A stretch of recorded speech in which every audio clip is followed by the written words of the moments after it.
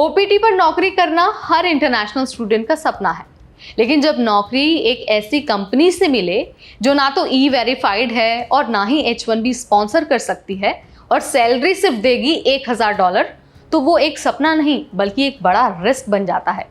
आज की कहानी भी कुछ ऐसी ही है। एक F1 स्टूडेंट की है जिसे ऐसी ही एक स्टार्टअप से ऑफर मिला है। ऑफर तो मिल गया, लेकिन उसके मन में अभी बहुत सारे सवाल है। सवाल ये है कि इस ऑफर को एक्सेप्ट करके नौकरी ज्वाइन करनी चाहिए या फिर नहीं करनी चाहिए, सपोर्ट मिलेगा या फिर वो वहां जाकर फंस जाएगा। चलिए आपको इस वीडियो में ना उसके जो दिमाग में सवाल हैं उन सबके आंसर्स दे देते, बता देते हैं कि अगर आपके साथ भी इस तरह की सिचुएशन होती है तो आपको क्या कुछ करना चाहिए। नमस्कार, मेरा नाम है नेहा उपाध्याय और आप देखना शुरू कर चुके हैं अपना पसंदीदा चैनल NBT टेक है। सबसे पहले OPT को एक बार याद दिला देते हैं। OPT मतलब ऑप्शनल प्रैक्टिकल ट्रेनिंग। मैं बार बार आपको बताती हूँ ताकि आपको याद हो जाए। और ये OPT ना एक तरह का वीज़ा ही समझ लीजिए। इसकी वजह से जो इंटरनेशनल स्टूडेंट्स हैं वो अमेरिका में पढ़ाई के बाद काम कर सकते हैं।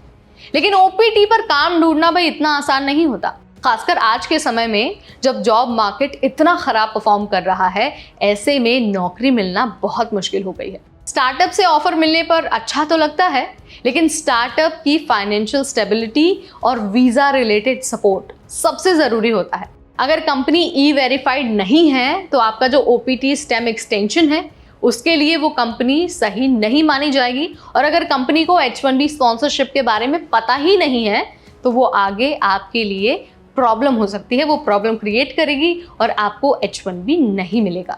अब चलिए अपनी पुरानी कहानी पर आते हैं। कहानी उस F1 स्टूडेंट की है जिसे स्टार्टअप से ऑफर मिला है, $1000 सैलरी भी है, लेकिन ना तो वो ई वेरीफाइड है और ना ही H1B वीज़ा स्पॉन्सर करती है।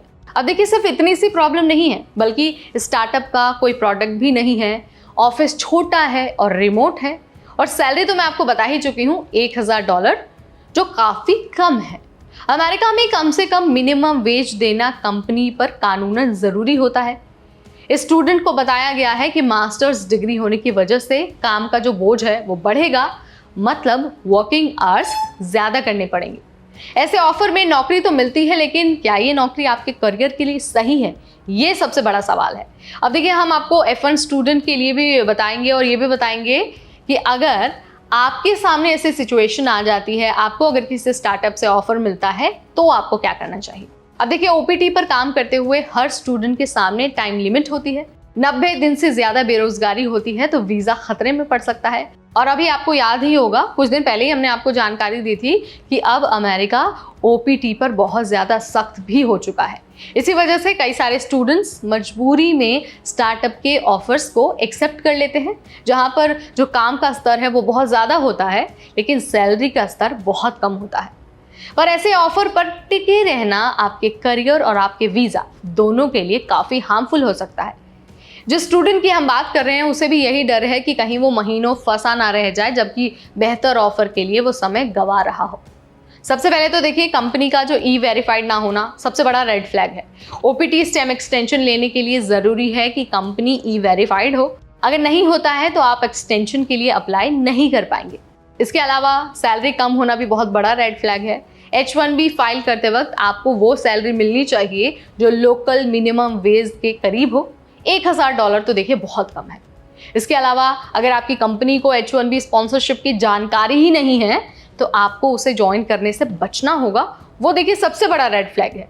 अगर कंपनी को ये पता ही नहीं है कि भाई H1B फाइल कैसे करते हैं, क्या है, तो वो आपका वीज़ा प्रोसेस कैसे कंप्लीट करेगा। आपका H1B का तो सपना पूरा हो ही नहीं पाएगा।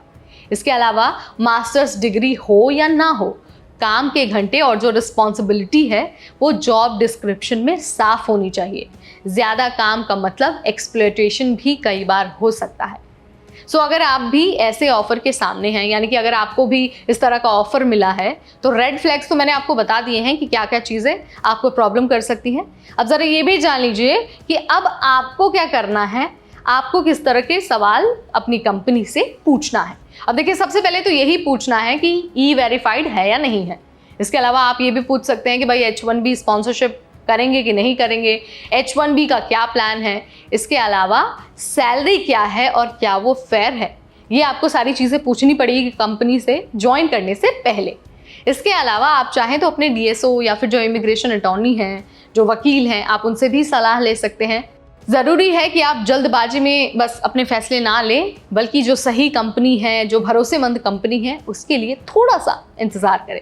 याद रखिए ओपीटी का टाइम लिमिटेड है, पर आपकी जो वेलनेस है और आपका जो लॉन्ग टर्म करियर है वो भी उतना इंपॉर्टेंट है, तो आपको सारी चीज़ें उसी के अकॉर्डिंग प्लान करनी होगी। तो भाई ये कहानी थी उस F1 स्टूडेंट की जो ओपीटी पर रिस्की जॉब ऑफर से जूझ रहा है। और ये सिर्फ एक स्टूडेंट की कहानी नहीं है, एक स्टूडेंट का आइसोलेटेड केस नहीं है। बहुत से ऐसे स्टूडेंट्स जो ओपीटी पर हैं, जिन्हें नौकरी चाहिए, नौकरी नहीं मिल रही है, वो कभी ना कभी इस तरह के ऑफर के साथ फंस ही जाते हैं। तो यहाँ पर मैंने बता दिया है कि आपको क्या कुछ करना है, कैसे चीज़ों को मैनेज करना है और आगे की जो कार्रवाई है वो कैसे करनी है। वीडियो अगर आपको इन्फॉर्मेटिव लगा है, पसंद आया है और आपको लगा कि इससे आप अलर्ट हो गए हैं, आपको जानकारी मिली है, तो इसे लाइक और शेयर करना बिल्कुल न भूलें। इमिग्रेशन, वर्क अब्रॉड और स्टडी अब्रॉड से रिलेटेड हर छोटा बड़ा डिटेल हम आपको देंगे सिर्फ और सिर्फ NBT टेक एड पर।